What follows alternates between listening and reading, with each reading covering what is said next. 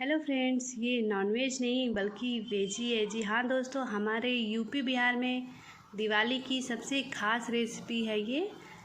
जैसे दिवाली पर दिए के बिना दिवाली अधूरी है, वैसे ही इस सब्ज़ी के बिना हमारी दिवाली अधूरी है। इसे खाने में थोड़े से गले में खराश भी होती है, लेकिन मैं आपको इसकी एक ऐसी रेसिपी बताऊंगी जिसको खाने के बाद आपके गले में खराश बिल्कुल भी नहीं होगी और इसे आप बड़े मन से हमेशा खाएंगे।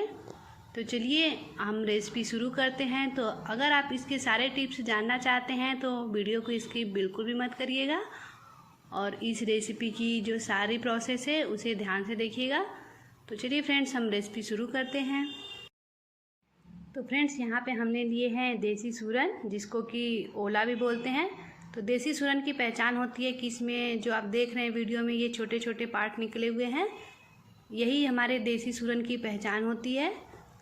तो चलिए हम इसे काटते हैं। तो काटने के लिए आप हाथों में ग्लव्स लगा सकते हैं, या फिर आपके पास ग्लव्स नहीं है तो किसी प्लास्टिक की सहायता से आप हाथ को पैक कर लीजिए। जैसा आप देख रहे हैं कि हमने यहाँ पे प्लास्टिक लिया है और दोनों हाथों में ऐसे बांध लिया है।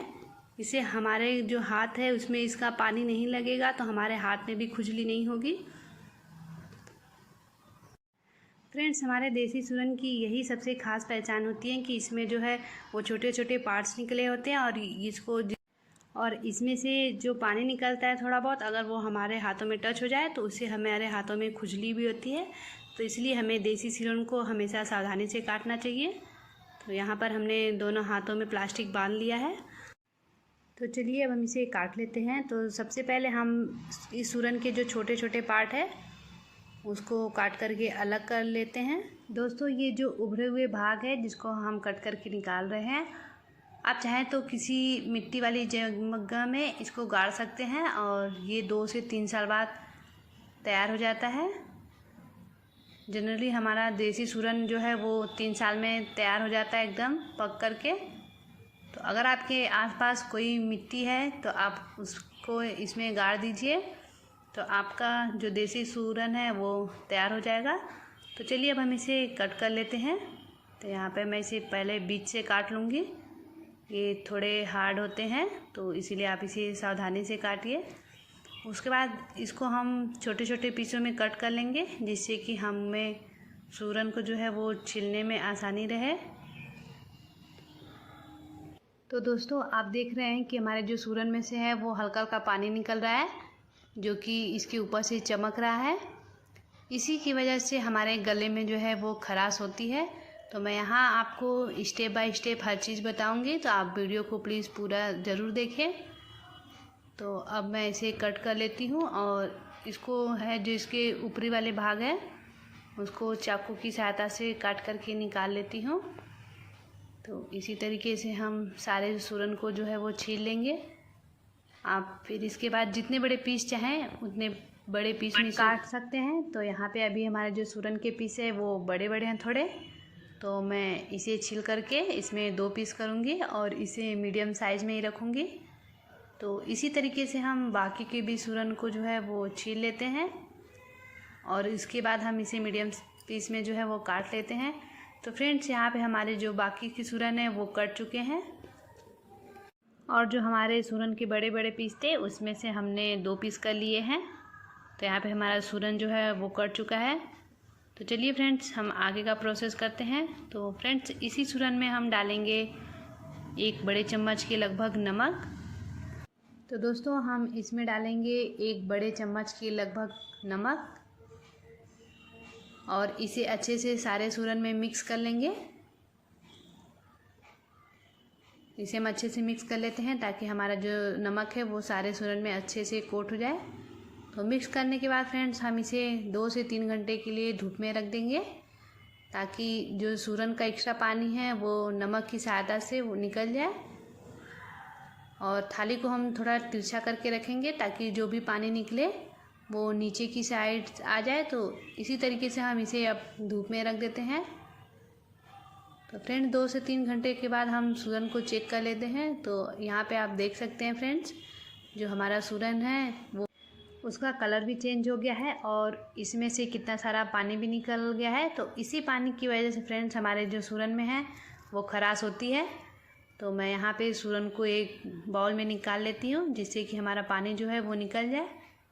तो सूरन को निकालने के बाद हम इसे 1 से 2 पानी से अच्छे से वॉश कर लेंगे। वॉश करने के बाद फ्रेंड्स हम सूरन में फिर से पानी डालेंगे, जिससे कि हमारा जो सूरन है वो पानी में अच्छे से डूब जाए। उसके बाद फ्रेंड्स हम इसमें डालेंगे अमरूद की पत्तियाँ। तो यहाँ पे मैंने एक अमरूद के डंठल लिए हैं, इसमें से मैं 5-6 जो है अमरूद की पत्तियाँ तोड़ लूँगी। इससे भी हमारा जो सूरन का खराश है वो कम होता है, क्योंकि जो अमरूद होता है उसमें थोड़ा कसा होता है। तो आप अमरूद की पत्तियों को डाल दें, और अगर आपके पास अमरूद की पत्तियाँ नहीं हैं तो आप इसे स्किप भी कर सकते हैं। और मैं भी इसे जो है पत्ती को सूरन में जो है डाल देती हूँ और पानी में से डिप कर देती हूँ। इसके बाद हम इसमें एक छोटा टुकड़ा डालेंगे फिटकरी का। तो यहाँ पे मैं फिटकरी को भी डाल देती हूँ। बहुत ज़्यादा हमें नहीं डालना है, बहुत छोटा टुकड़ा ही डालना है, ताकि इसके कसाव से जो है वो जो है देसी सूरन का जो खराशपन है वो निकल जाए।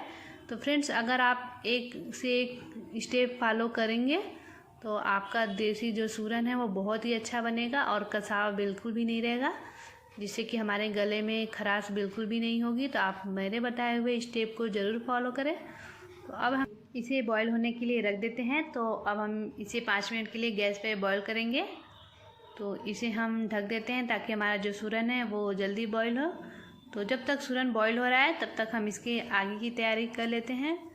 तो फ्रेंड्स यहाँ पे हमने लिए हैं 500 ग्राम के लगभग प्याज। तो इसे हम छील लेते हैं।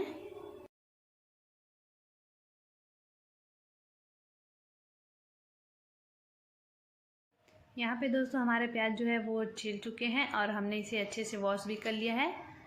तो यहाँ पे अब हम प्याज को बारीक कट कर लेते हैं लंबे लंबे शेप में, और दो जो प्याज को है वो हम रफली काटेंगे, जिससे कि हम अपना पेस्ट तैयार करेंगे। और जो लंबे कटे हुए बारीक कटे हुए प्याज है उसे हम तड़का देंगे।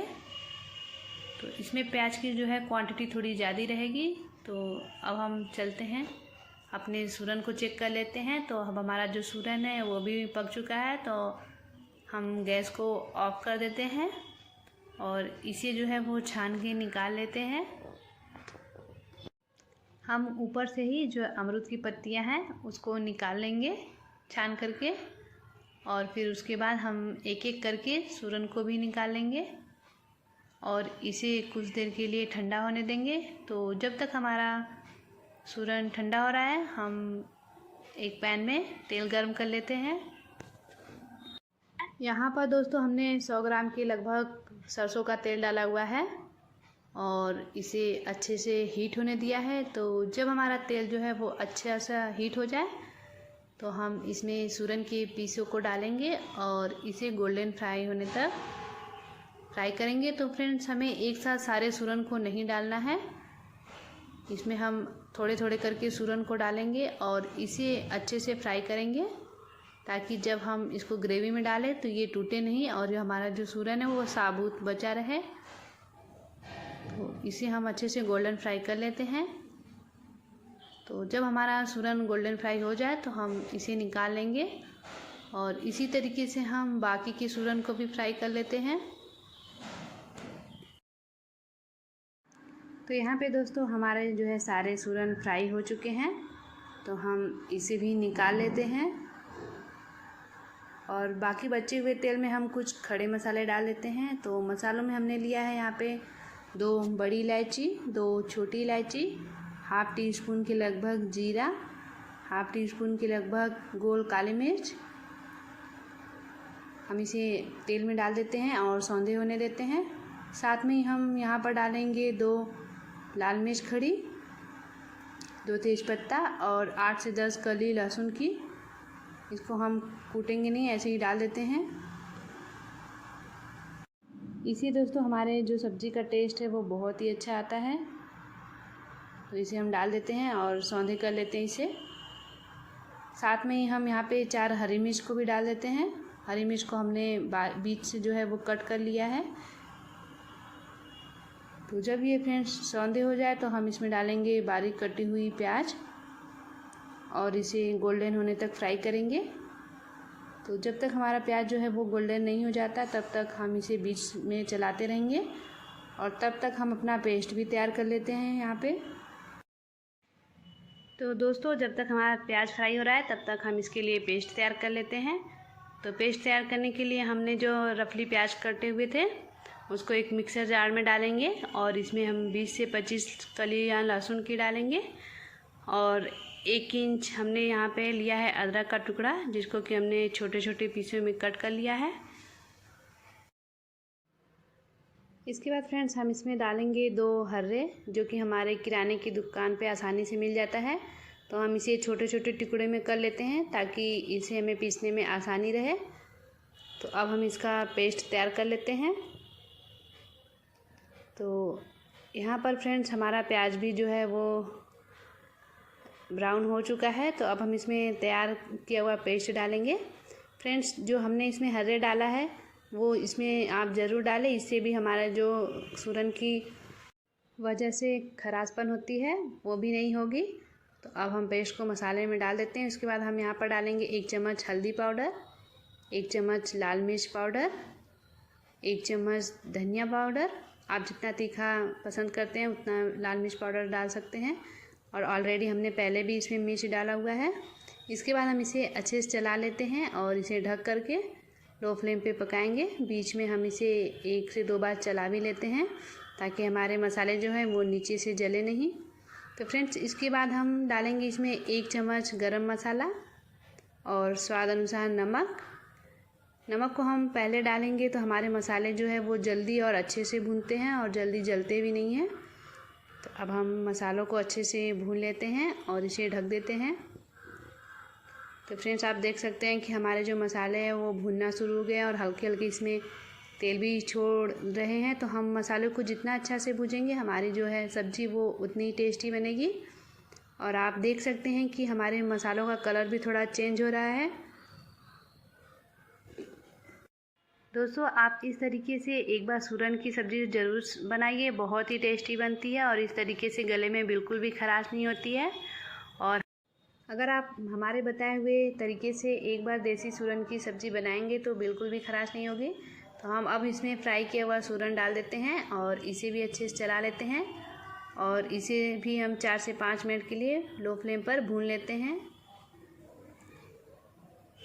तो फ्रेंड्स यहाँ पे हमारी जो सब्जियां हैं वो भून चुकी है अच्छे से। अब हम इसमें आवश्यकता अनुसार पानी ऐड करेंगे। आपको जितनी भी ज़रूरत हो आप उसमें पानी ऐड कर सकते हैं।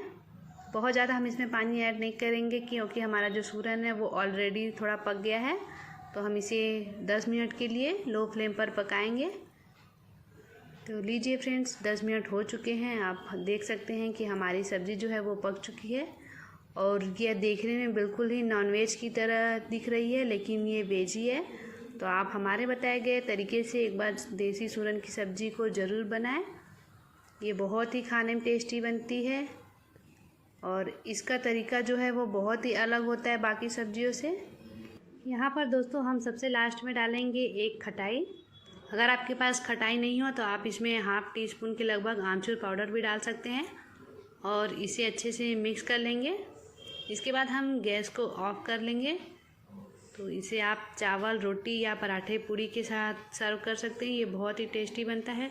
तो अगर आपको वीडियो अच्छी लगी हो तो प्लीज़ इस वीडियो को ज़रूर लाइक कीजिए और अगर आपने अभी तक हमारे चैनल को सब्सक्राइब नहीं किया है तो चैनल को ज़रूर सब्सक्राइब कीजिए और हमारे वीडियो को ज़्यादा से ज़्यादा शेयर करें।